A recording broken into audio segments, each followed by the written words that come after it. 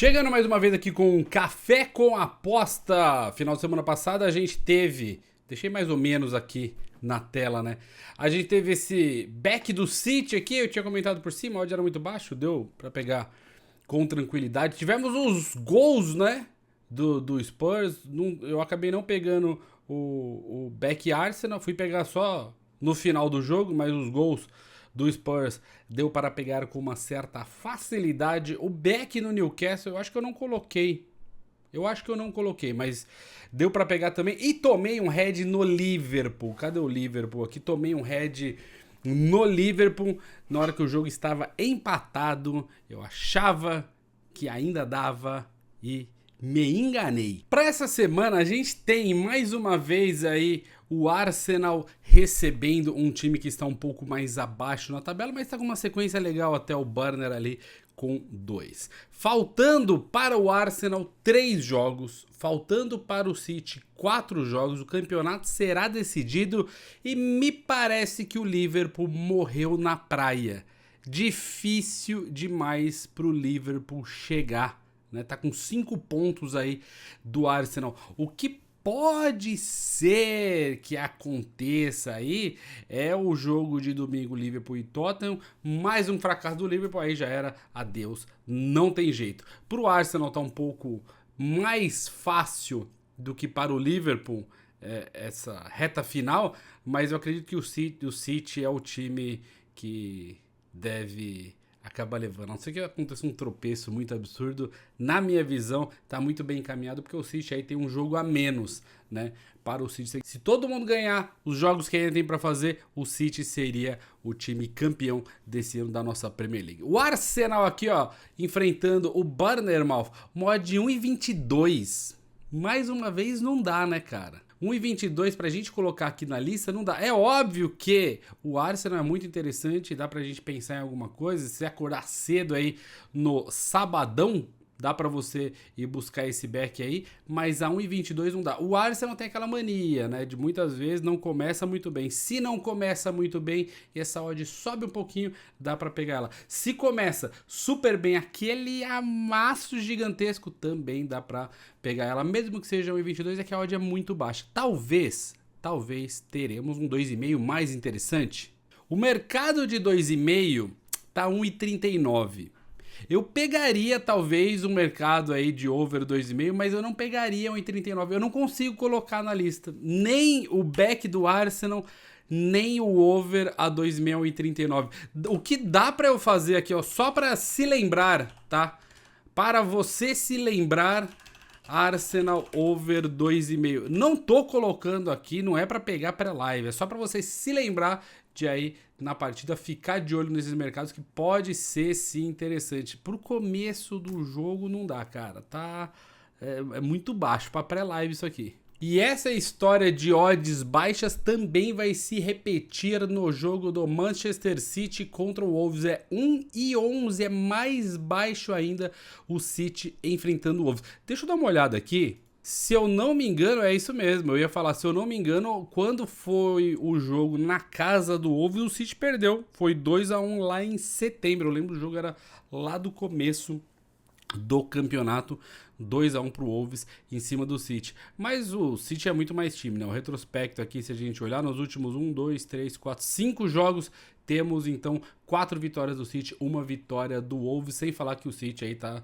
numa fase incrível, só pipocou lá na Liga dos Campeões, né? De resto, levou tudo. O mercado 2,5 também vai estar esmagado, eu imagino. Assim como o jogo do Arsenal, o mercado de 2,5 para o City está esmagado a 1,35. E ó, só um detalhe aí, tá? Tanto o Wolves quanto o City, eles estão ali na parte de baixo da tabela em over 2,5. Muitas vezes, como eu comentei, lá quando a gente tava fazendo as lives do Layback, eu também falava isso. O City às vezes faz 2, 3 e para. Faz 2, 3 e para. Uma das entradas que era mais interessante pra gente aí numa época era o lei goleada do City depois do 2-0. Lá no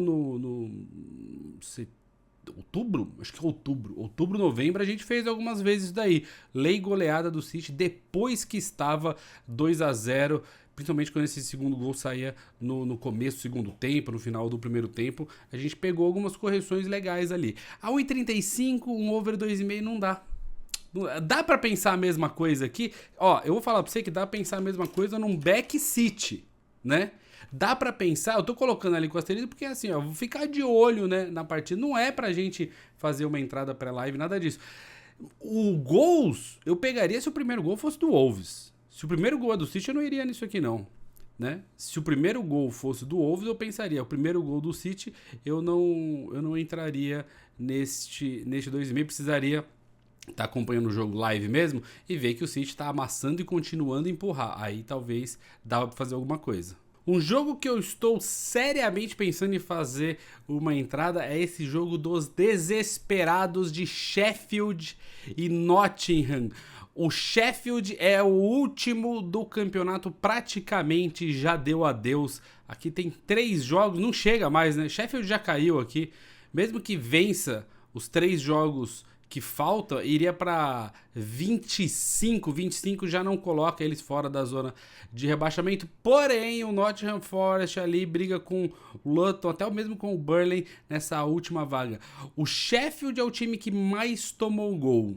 Se tomar 3 do Nottingham, vai aí conseguir ter tomado 100 gols na Premier League nesta temporada. O Nottingham Forest é um pouco mais time, vai jogar fora de casa, mas é um pouco mais time, mas o desempenho em casa do Sheffield também é horrendo. Com a dedução dos pontos, o Nottingham Forest fica com 26, era para ter 30, não significa que seria muito melhor, mas significa que estaria passando um pouquinho menos de sufoco, e aí os times, né, todos que subiram, tendendo a cair mais uma vez, Nottingham Forest tentando não cair. Mas eu vou te falar, eu vou deixar separado, quem diria, hein? Eu vou deixar separado um Forest a 1,74 neste back fora de casa, muito mais temporada horrível e sequência péssima que tem feito o Sheffield do que até mesmo aí acreditando muito, né, no time lá de Nottingham Forest. Também teremos o Burnley lá da parte de baixo da tabela recebendo o Newcastle.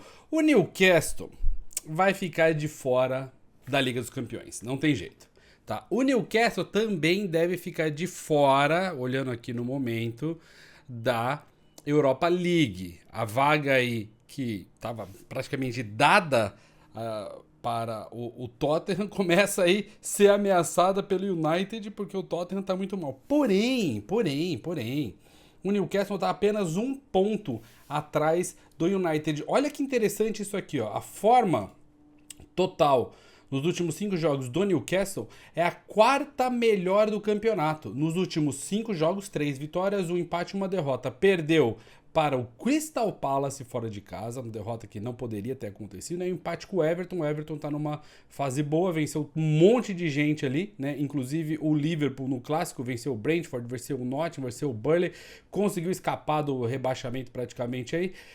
A fase do Newcastle não é toda ruim. O Burnley sim, né, numa fase ruim. O que preocupa muito o Newcastle é que, cara, é muita gente machucada. A história do Newcastle neste campeonato foi de jogadores machucados muitas vezes. E a gente viu em muitos dos jogos do Newcastle que eles tinham que jogar com jogadores do time sub-21, né, do sub-23, porque todo mundo, o titular estava machucado, o reserva imediato machucado, o cara que poderia fazer a posição ali machucado. Então, olha só isso aqui, ó. Botman zagueiro fora, Lascelles zagueiro fora, Schär zagueiro fora, 3 zagueiros fora de ação. Tonali vai eternamente suspenso.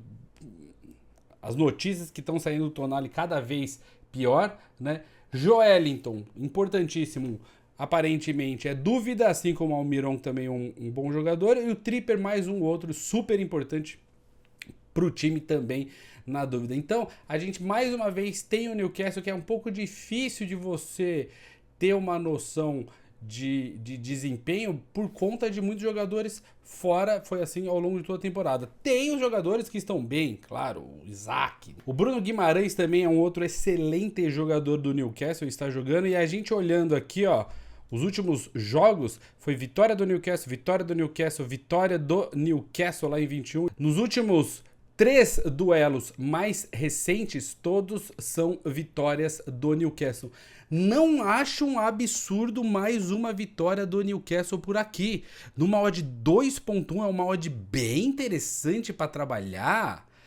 Um Lay Burnley a 3.55 pode funcionar também. O que talvez eu deixaria de lado seria o over goals, principalmente se o primeiro gol for do Newcastle. A gente vê aqui a sequência do Newcastle nos últimos 5 acaba não batendo. Vamos dar uma olhada aqui como que é o Newcastle fora de casa.